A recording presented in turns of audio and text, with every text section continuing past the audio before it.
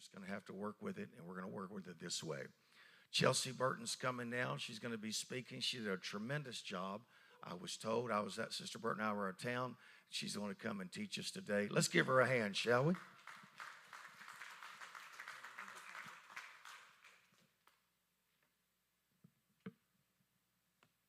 So I want to start off by thanking Pastor and Sister Burton for giving me this opportunity to be a part of our Bible series class during 10 a.m.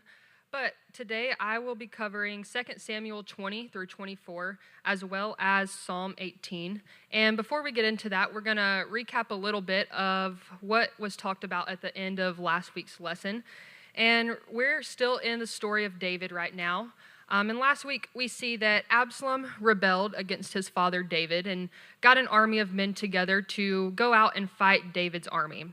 Now, during this time, Absalom appointed a new commander named Amasa instead of Joab, who had previously been the commander. And what this does is this forces David to flee from Jerusalem across the Jordan. And now we have Joab as David's commander instead of under Amasa. And David's men are fighting against Absalom's men, and he gives strict instructions to his three commanders, and that's not to kill his son Absalom. Even though he's rebelling against him, he still tells them not to touch his son. However, once Joab comes out, he sees Absalom in battle, and he kills him anyways. And once David finds out about this, we see that David mourns, even though he's being attacked from within his own family. But at this point, the war kind of ceases, and David goes back to his palace in Jerusalem. And now we see the 10 northern tribes of Israel arguing with the men of Judah. And this seems to be that it's because they're trying to figure out who is more loyal to David during this time. And we see that this competitiveness between these 10 northern tribes and the men of Judah eventually down the road will lead to their split and the division of the kingdom in two. So now getting into today's reading in 2 Samuel 20, we start this chapter off with a man named Sheba, and he is from the tribe of Benjamin, and they are now rebelling against King David. So what Sheba's doing is he's taking advantage of David's weakened position as king from just leaving one battle and now going straight into another one. We also see that Sheba was from the same tribe as Saul, so this possibly could be a root reason as to why he's now raising up and trying to rebel against David. In Psalms 2, verses 1 through 2, it says, "Why do the heathen rage, and the people imagine a vain thing? The kings of the earth set themselves, and the rulers take counsel together against the Lord and against his anointed." So these two verses right here show us that against the kingdom of the Messiah, there's always this hereditary enmity in the serpent's seed that causes them to kind of raise up and go against the tribe of David. And we see that through Absalom, through Sheba, and just at other points throughout the king's attempt and even once Jesus comes, we see that as well. But what Sheba does is he bases his rebellion on three different things, and we see this take place in verse 1. The first one is he says that we have no share in David, which ultimately kind of denies the king's sovereignty. And what he's saying is that he doesn't believe that David should be in charge and rule over him or the other tribes of Israel. Second, he refers to David as the son of Jesse, which devalues the king's identity here. And he uses this to emphasize and underscore and kind of remind David of his humble beginning of being a shepherd in the field, and in a sense uses it to undermine his authority, even though he's king now. And then thirdly, Sheba bases this by saying every man to his own tents, and tries to go against David and flee from him and take others with him. So what he's doing here is he's acting on his low opinion of David and called for the Israelites to abandon him as well, which will dissolve their allegiance to the king. And this right here, it's just another example that illustrates the persistent challenges of unity among the tribes of Israel as a whole. Now, the Bible tells us that every man from Israel followed Sheba except for the men of Judah. And what's interesting is the same men that we talked about in chapter 19 that left David and they were complaining because they weren't there to honor him are the same ones that now are fleeing and coming against David, which in a sense just shows us that it wasn't necessarily, they weren't mad about honoring David like the tribe of Judah was, but it was more so in exalting themselves. But they just kind of wanted to have something to talk about and argue about. After this, we come to verses 4 through 13 in chapter 20, and we see the short rise and fall of Amasa in relation to King David. So now, like I said previously, Amasa was the commander of Absalom's army when he was rebelling, but now that Absalom is dead, David intentionally puts Amasa as the commander under his army to probably try to unify the tribes and the kingdom after Absalom has rebelled. So David, he gives Amasa a timeline of 3 days of when to be back with the men because he knew that time was of the essence. So he sent all of his men out to gather the men of Judah and tells them in 3 days, come back with the men and we're going to go try to capture Sheba. Now, the Bible doesn't clearly state why Amasa wasn't able to gather all the men back in 3 days. But when you look at the context, we can draw some suspicions as to why that might have been so. First, there were probably some logistical challenges as the men of Judah, the tribe of Judah, were scattered from the Dead Sea all the way over to Jerusalem, which when you look at the distance, that's roughly 24 to 48 miles. So that's a lot of land for a man to cover in trying to gather everyone. Secondly, that there was probably some political interference because they were used to Joab and they preferred Joab, where he had led them for decades. So going to try to find Amasa, which is now the commander, is probably a little different for them as well, which kind of bleeds into our third point. And that's because there might have been a lack of loyalty and trust between Amasa and the men of Judah since he was previously the commander of Absalom's army. So because of this delay in his request of bringing the men out and back to him in 3 days, David then sends out a new person that we come and we meet right here, and his name is Abishai, and he sends him and his elite men out to go get Amasa and the men of Judah. And here in verse 6, it tells us that along with Abishai, that he sends Joab out and some other men with him as well. And at this point, we see that Joab was the field commander, but Abishai was over Joab at this point. So all of these men are going out to meet Amasa to go get Sheba. So as they were traveling to find Sheba, they see Amasa in Gibeon. And Joab, he was dressed for battle, just like any other commander would be. As he was going on the field, he had all of his gear on, but with his belt that his sword was hanging in, he loosened that intentionally because going into this, his whole plot was for him to kill Amasa. And as he did this, it was very intentional. So as he was walking up, that his sword would fall out, he would act like he was picking it up, and that is what he would use to kill Amasa as he ran into them. And all of this transpired as All of this transpired as Joab was meeting with Amasa in the greeting. And 2 Samuel 20, verse 9, it says, "And Joab said to Amasa, 'Art thou in health, my brother?' And Joab took Amasa by the beard with the right hand to kiss him."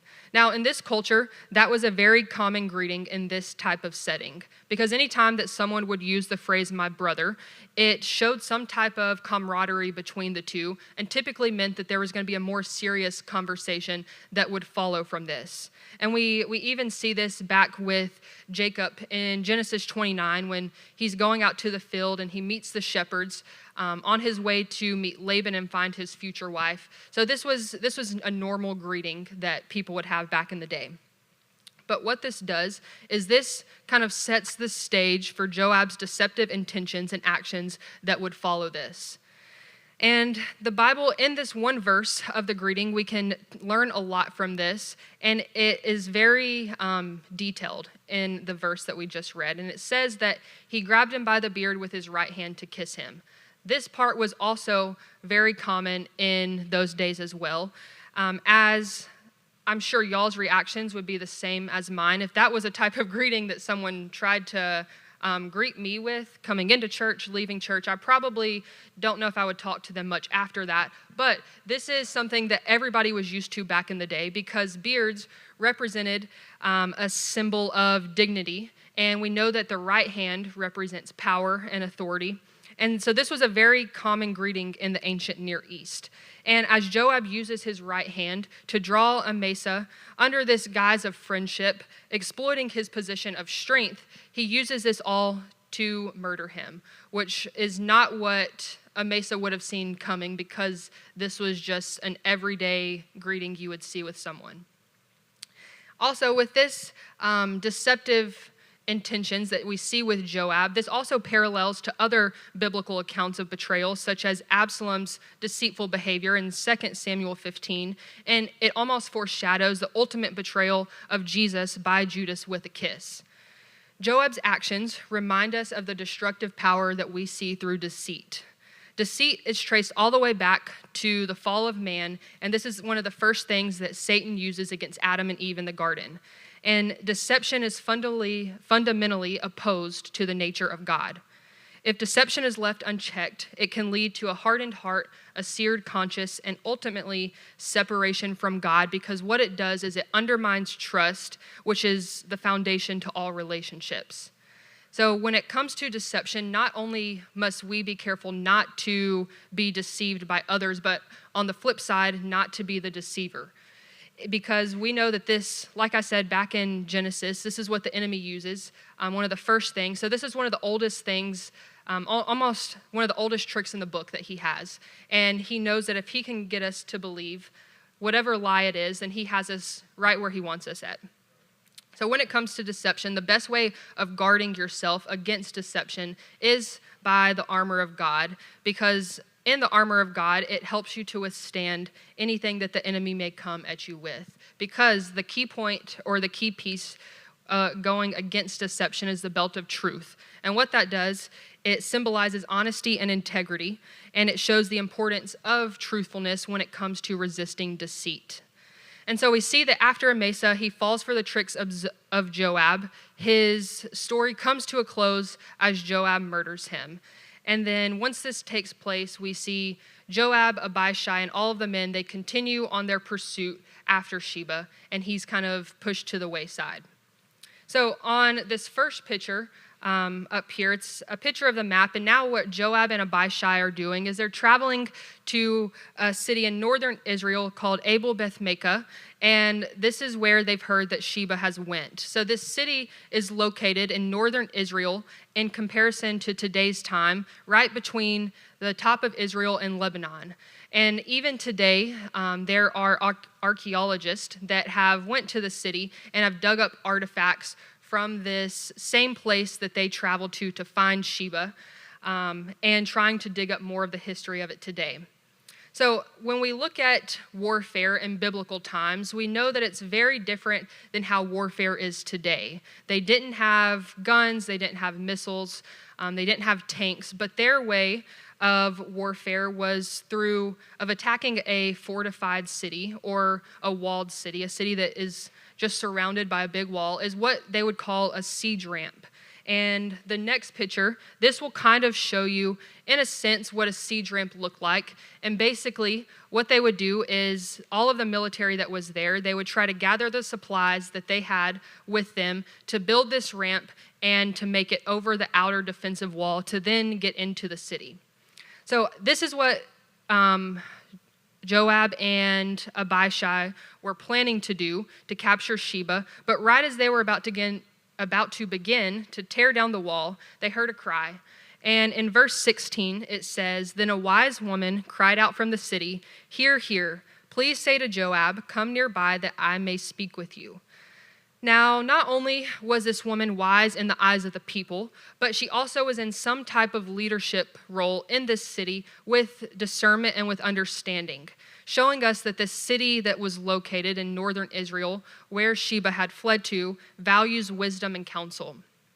Another thing that I found interesting is this woman, she called directly for Joab. So she knew who was in the chain of command. She knew who to go to that made all the decisions, and she went straight to him regarding trying to protect their city. And as this woman begins to talk to Joab, she questions him, and we learn some other things about this city, that it's not just another ordinary city that's located in Israel, but this is actually where people would go to seek and settle arguments and then to seek guidance as well. So similar to how we know that Jerusalem would be known for a center for worship and legal matters, this city was showing us that it was a role for the center's wisdom and justice. And that's kind of what the city built everything around.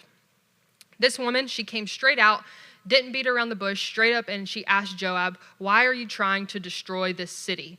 And basically telling him that the city was a part of the inheritance of the Lord. So by him trying to come in and destroy it and take it down, that it would lessen the inheritance that the Lord had given the children of Israel. And Joab responds in verse 21, telling her that his intentions weren't to destroy it, but he says, "That is not so, but a man from the mountains of Ephraim, Sheba, the son of Bechari by name, has raised his hand against the king, against David. Deliver him only, and I will depart from the city." So the woman said to Joab, "Watch, his head will be thrown to you over the wall." And the Bible tells us that right after this, the woman went into the city and in her wisdom gathered some of the people around her, found Sheba, cut his head off, tossed it over the wall, and then once Joab saw that, he blew the ram's horn that declared victory, and everyone in his tribe knew that the battle had been won. So we see that throughout Scripture, this is not the first time that we see two people at battle, and one person comes out of battle with the other one's head. We see this with David and Goliath, with Saul and the Philistine, with King Ahab, with James, the brother of John, and even with John the Baptist. So this was a common form of execution in the ancient Near East, and sometimes in certain countries this is still used today.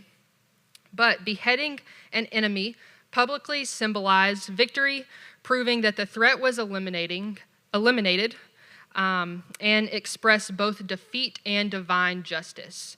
This act of beheading an enemy, it was not just merely a physical act, but it was also a spiritual declaration of God's sovereignty and justice, and shows us that the fight, as God fights for his people, that his power is made manifest through their victories. And throughout the scripture, what this symbolizes is that the head of enemies being cut off and the severed head is a reminder of the ultimate triumph of good over evil. So this might have been taking place in the physical in that time, and even maybe in some countries overseas today, but there's often a very real sense that this can be a sense in the spiritual that still takes place today. So if it's something that is a battle against the enemy that's over, it seems to be going over and over again, the same cycle that comes up, that whether it's the enemy bringing up something from the past, whether it's fear, anxiety, whatever it may be, that seems like it's just a repeated cycle. Sometimes we do all of the things that we know to do, of praying, of coming to church, of reading our Bible, of fasting, of getting counsel, and all of those things are the right things, but just because we're going through something and we do those things doesn't necessarily mean that we're exempt from the battles in the spiritual, just as they were not exempt from the battles in the natural. But more often than not, it will put a target on our backs because the enemy sees that we're walking with the Lord.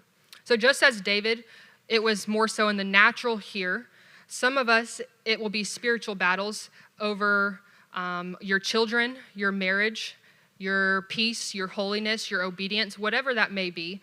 And it seems like that there's chaos in these areas in our lives because what we're fighting for might not be a physical territory, but more of a spiritual territory that is in our lives today. But it's not until just as they had to completely cut the head off of the physical enemy that in our lives we have to do that in a spiritual sense.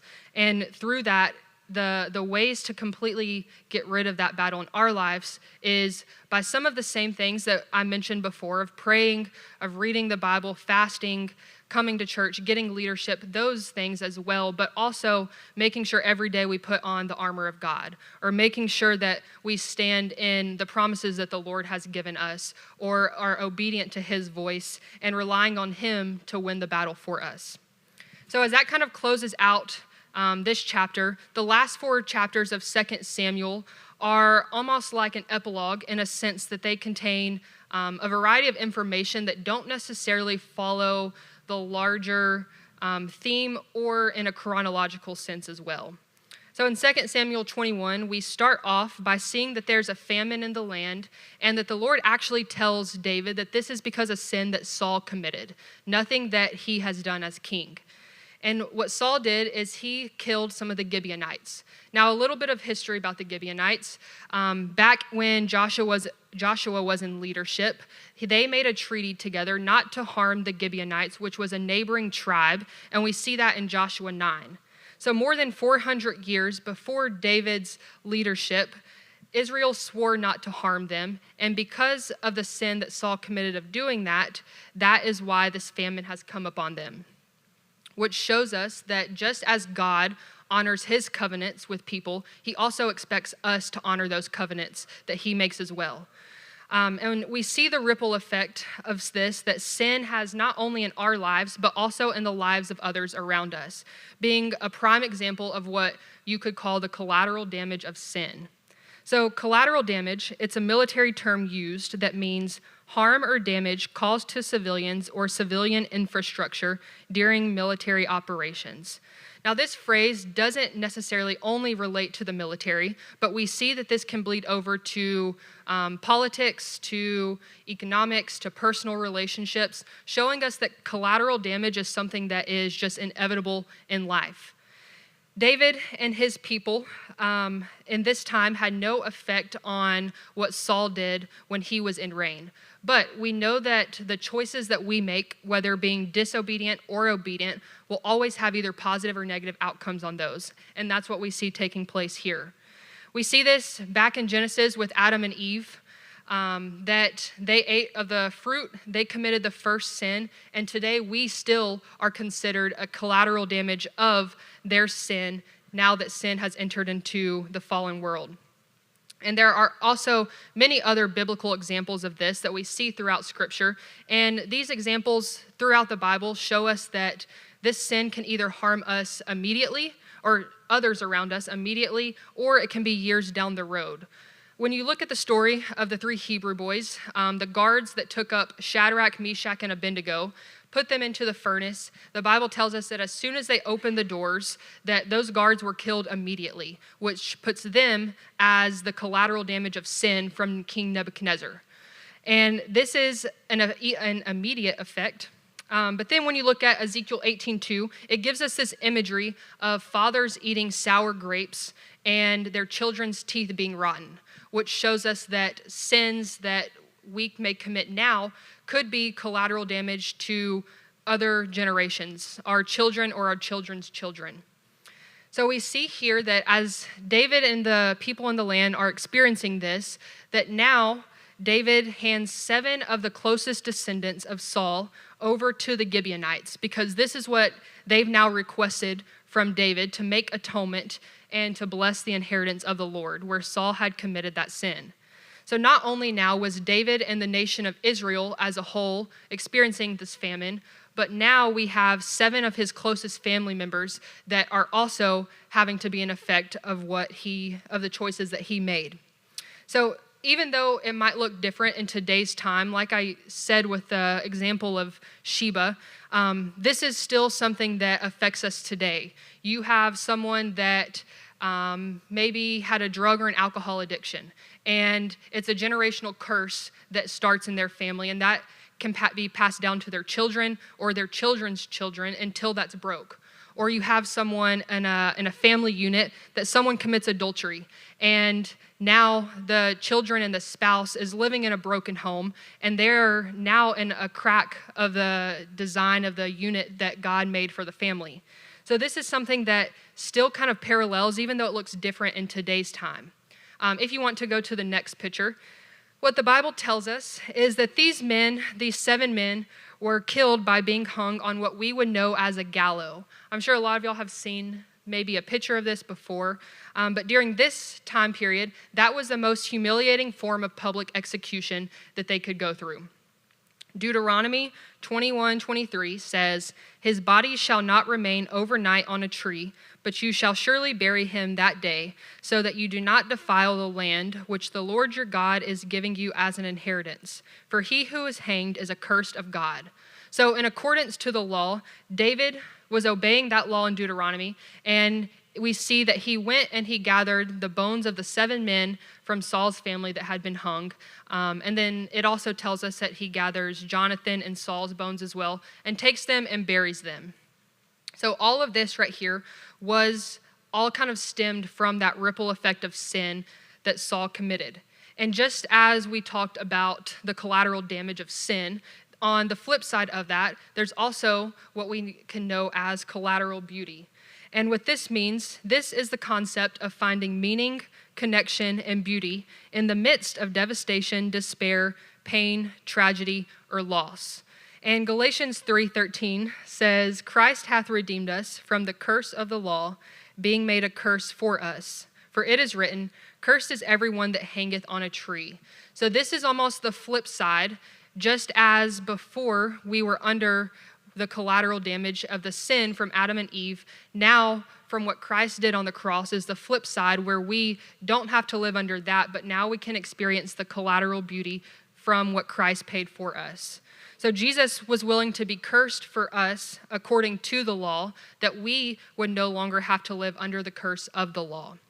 By him dying on the cross, it was the most humiliating form of public execution during his time, just as it was for the 7 men of Saul during their time that was being hung on the gallows.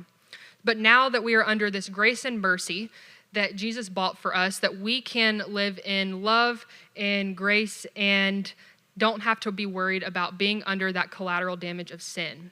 So through one man, sin entered into the world, but through another man's death, we now have grace, righteousness, and abundant of life through justification, through sanctification, and then one day glorification.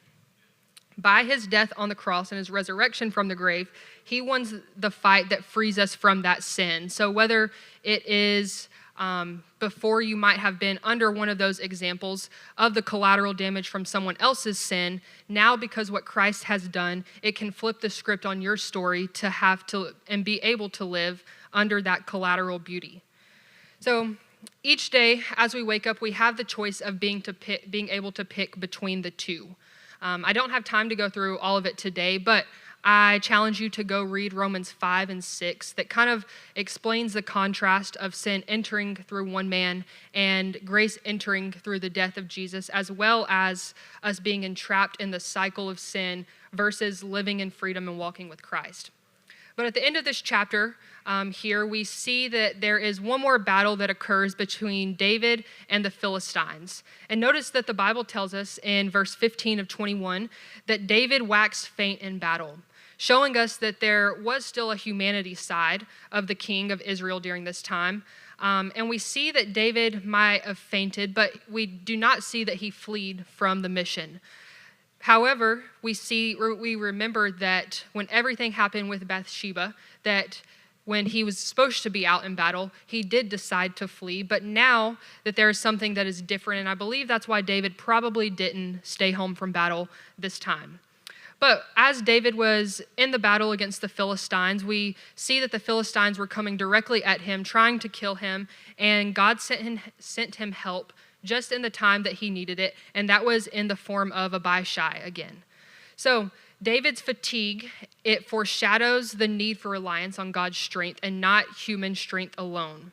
And eventually, once Abishai and his men arrive, we see that they kind of direct David and tell him to go home from the battle, which in my eyes is, we see a principle that we can take from this, that there's a difference between taking yourself out of the call and the will of God, like he did at the first instance with Bathsheba and the results of that, versus him being in battle, even though he was tired, his strength wasn't where it was before, but now his men that are working alongside with him are redirecting him to go home from a place of love and care. And so it shows us the contrast between the two when it comes to what the Lord has asked of us. Then at the very end of this chapter, we see that it ends by the giants of the Philistines saying that they fell to the hand of David and his men.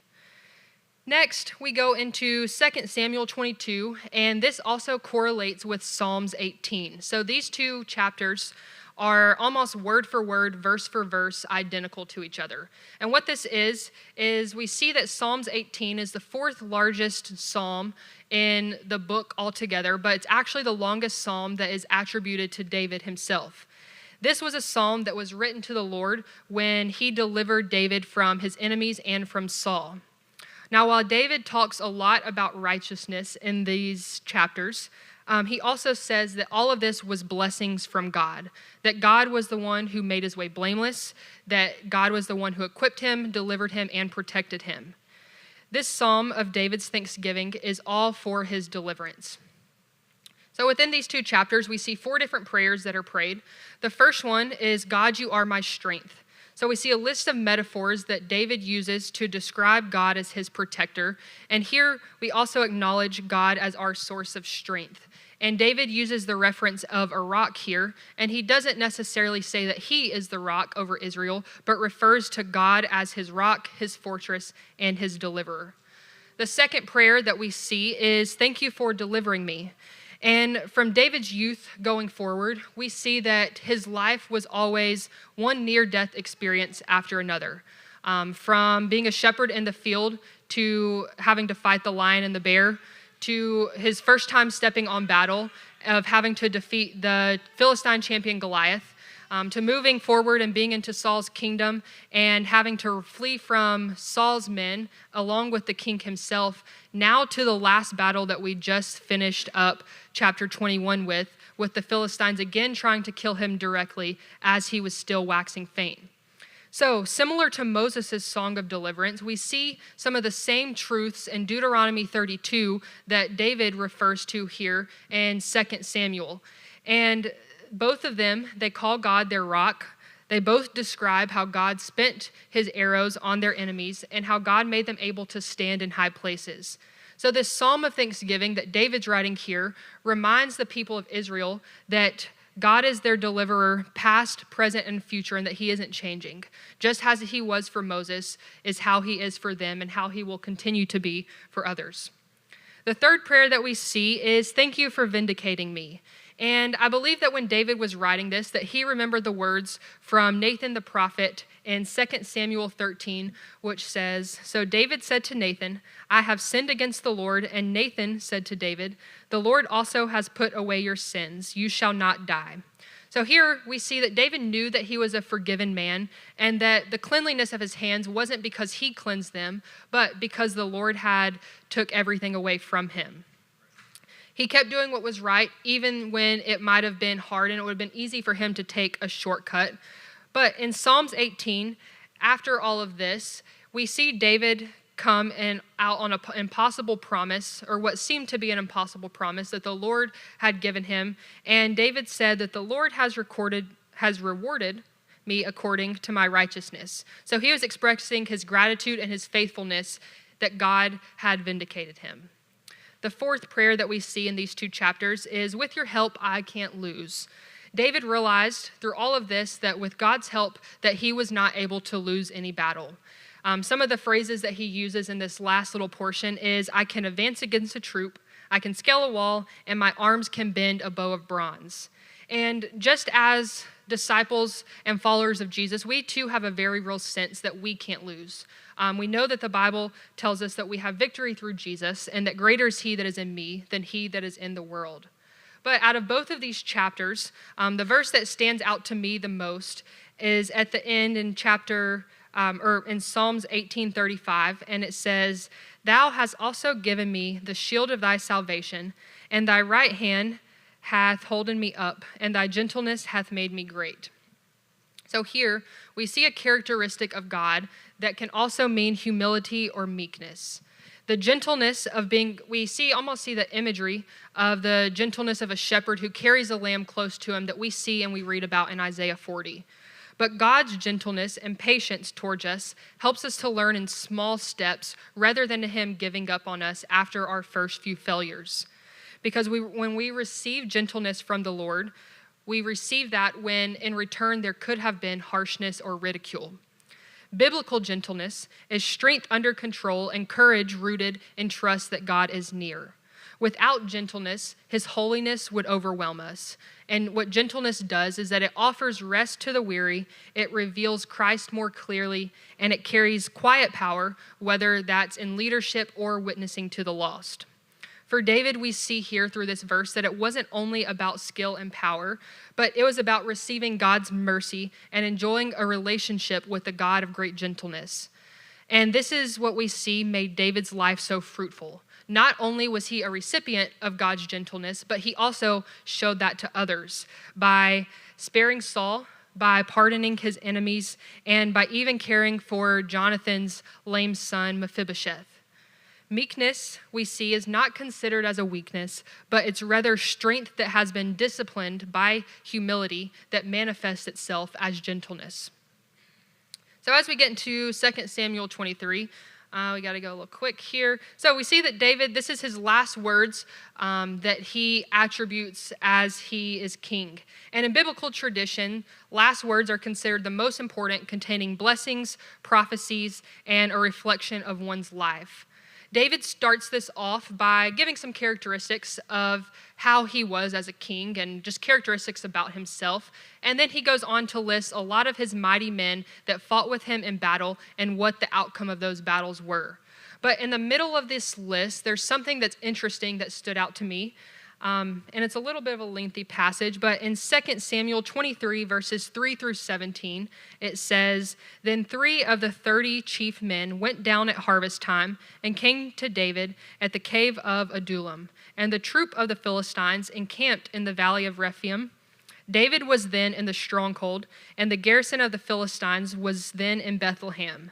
And David said with longing, 'Oh, that someone would give me a drink of water from the well of Bethlehem, which is by the gate.'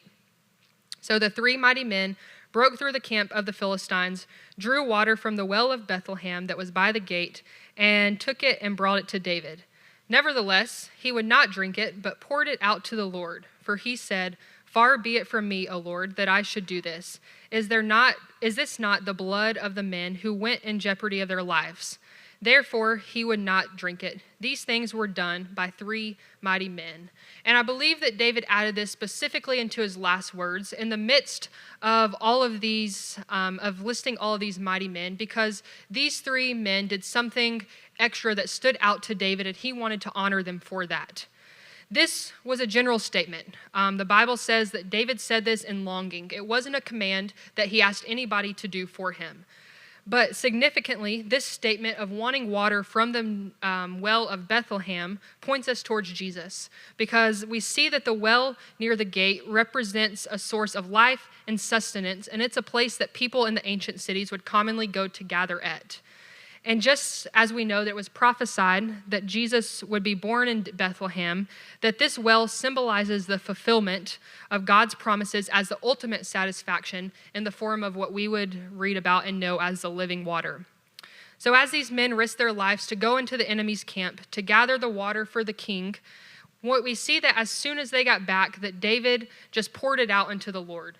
And if that was me, in my perspective, if I just risked my life to go and try to get water for somebody that didn't even really ask me for it, and I handed it to them and they just looked at me and poured it out, I would be a little frustrated.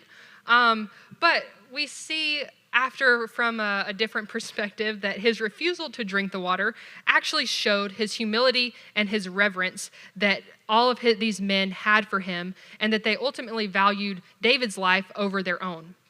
So him pouring it out to the Lord as a drink offering was instead an act of worship, and it elevated these men's sacrifice to a spiritual level, which also prefigures the ultimate sacrifice of Jesus that poured his life out for humanity.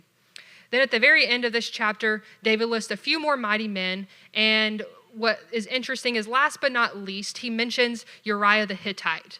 And we know what happened with them and Bathsheba. But this shows us that throughout his whole life, his last words, with Uriah being the last person that he mentioned, that the Lord changed his heart, and now he has forgiven them and put all of that behind him. Our last chapter, 2 Samuel 24, at the beginning of this, we start off by seeing that Satan has come in and he's moved David to take a census of Israel and the men of Judah. In 1 Chronicles 21:1 is where it tells us that Satan was kind of behind these actions. So what God did is he opened the door for Satan to come in, tempt David, and this was dangerous because of the principle that we see stated in Exodus 30:12, which speaks to God's ownership of his people, and that no one should take a census unless the Lord asked them to do so. So after the census was taken, David went with what the enemy was kind of pushing him to do, took the census, and then we see that David's pricked in the heart by the Spirit, and he asked the Lord for forgiveness. Then the next day, there's a prophet Gad that comes in, and he basically tells David, hey, the Lord's heard your cry, and he's going to let you pick what your punishment is for the sin. We don't see that very much anymore today, but he gave him 3 options to pick from. The first one is that there could be a famine in the land for 7 years. The second one is that David would have to flee 3 days from his enemies as they pursued him. Or the third one is that there would be a plague in the land for 3 days. And what's interesting is in 2 Samuel 24:14, it says, and David said unto Gad, I am in a great strait. Let us now fall into the hand of the Lord, for his mercies are great, and let me not fall into the hand of man. So David knew here that even amidst his sin, he would be in better shape being in the Lord's hand than he would be in the hands of men. And so the outcome of this is that there came a pestilence on the land for 3 days, and the result of that was that 70,000 men died. Now, during this 3 days, David saw the angel of the Lord going about and killing off the people, off the 70,000 in the land. And once he saw that, he cried out to the Lord and asked him, don't let your anger fall upon the people, but let them fall upon me and my house.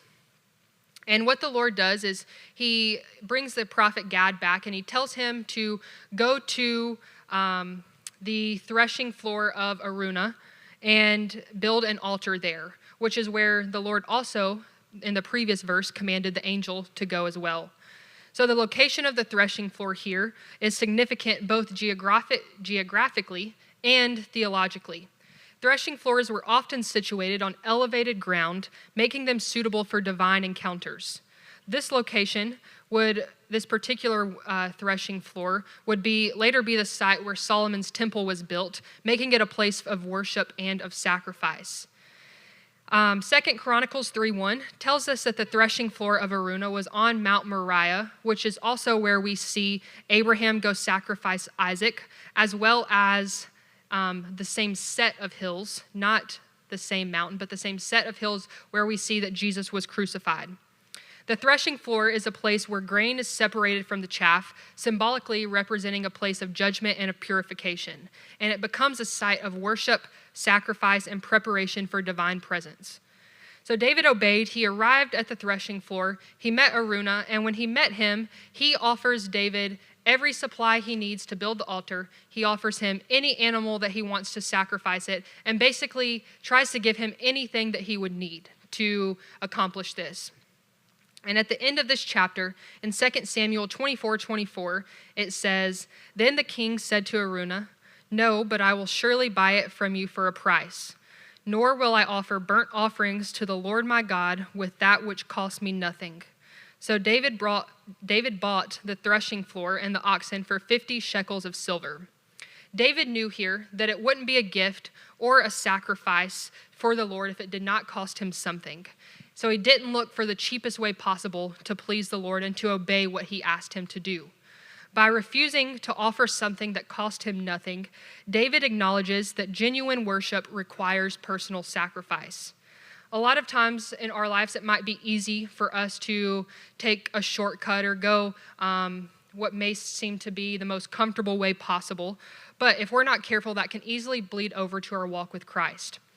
Where there is true, strong love for Jesus, it will cost us something, because love is the costliest undertaking of everything. So we see that David realized that if you have a religion that costs you nothing, then a lot of times that means that the religion that you have is worth nothing to you in return. So with love being the costliest undertaking, no matter what the sacrifice is, in return, what should it matter to us if we on the other end of it, we still gain Christ. And Paul understood this concept in Philippians 3, verses 7 through 8.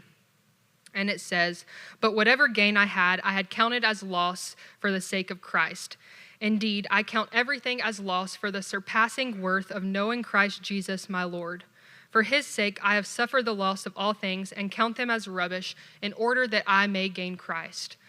So as I kind of come to a close, there was a book that I was reading by Francis Chan called Crazy Love. And in the last chapter, he talks about basically different reasons and his motivation as to why he was writing this book. And through his time period, he told a story of him doing missionary work over in China and in India. And as he was over there, he would kind of talk back and forth with some of the leaders of the church, and they would just ask him, what's the American church like? As he would ask them to kind of tell them more information about the churches in those countries. And during his time in those countries, he met many people who were beaten for their faith, or many people that had watched family members be persecuted because of what they believed. So Francis Chan, he asked to one of the leaders, he said, "Every believer seems to be so serious about his or her commitment to Christ. Aren't there people who just profess Christ but don't really follow him?" So the leader answered by telling him that nominal Christianity didn't really make sense over there, because calling yourself a Christian meant that you lost everything.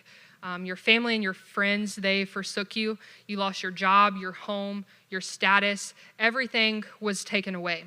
So why would anybody in those countries want to call themselves a Christian if they didn't necessarily mean it or want to follow Christ in those senses? And so then the leaders in return asked him, "Well, what is it like in America? How's the church in America?" And if you want, you can go on and stand. We're about to wrap up. But he told them that as he was explaining the American church, the leaders actually began to laugh. And as he told them that a lot of times in America, we focused on buildings and we focus on people might switch churches because of the music, because of the preaching, or because of even disagreements with other believers. So we see that in the United States, there are 340 million people, while in India and in China, there are 1.4 billion. So obviously, we are in the minority. But when you look at believers just across the world, a lot of believers in other countries like that would find it laughable that we in America dilute or reduce the call to following Jesus and making disciples to an invitation for somebody to come and sit on a pew in a church service. So just as David understood that he could not offer something to the Lord that didn't cost him anything, we too have to come to a realization in a sense that anything that we offer to the Lord, if it doesn't cost us something, then it's not going to be worth anything in his eyes. So our praise, our worship, our devotion, our consecration, our walk with him has to come from some kind of place where it cost us something.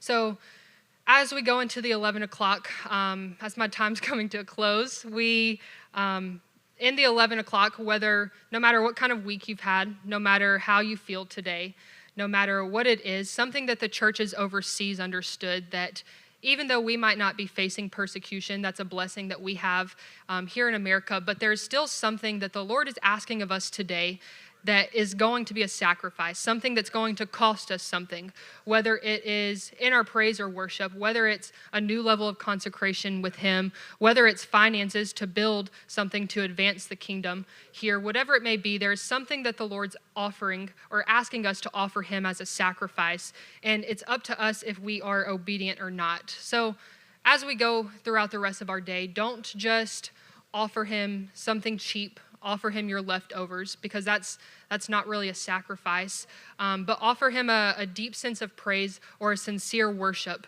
to someone who definitely deserves it all. Thank you. Isn't that fantastic? Good job. Chelsea's absolutely correct. And what is worthwhile? What is worth fighting for? Your relationship with the Lord, local church, your own integrity, your relationship. What's worth fighting for? So I thank God for this word, and I hope you're enjoying this 10 o'clock class as we go through the Bible. This will probably take us another couple of years, but think about it. This class is going to go through the entire Bible. And so I think no question, we're learning some things. We're hearing some things. And every time I hear teaching, and I'm in the Bible, obviously all the time, but it makes me want to continue to learn and grow and get understanding. How about you? One more time, give God thanks for this. Jesus, thank you, Lord, for this word. As we enter our time of worship here in a few moments, Lord, just come into this house and help us. And let us receive, I pray. And everyone say amen. Now turn around. Let's do some in-reach. Let someone know that it's great to see them in the house of the Lord.